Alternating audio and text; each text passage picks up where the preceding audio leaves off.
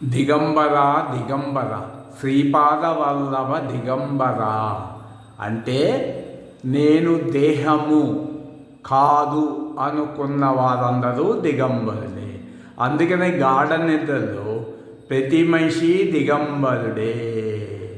మళ్ళా మేలుకోగానే నేను ఈ దేహం అనే తలంపు వస్తే అతను దిగంబరుడు కాదు. లోపల నేను ఆత్మను, ఈ దేహము నాది, నేను కాదని ఉంటే మెలకువలో అతను కూడా దిగంబరుడే.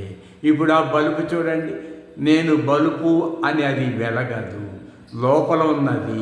ఈ బలుపు నేననే భావన ఉంటే అతను దిగంబరుడు కాదు.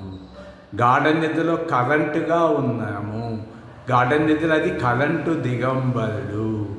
మేలుకోగానే మెలకువలో కూడా అది కరెంటుగా ఉంటే అది కూడా దిగంబరుడే. అంటే బల్బు భావన పోవాలి, దేహ భావన పోవాలి.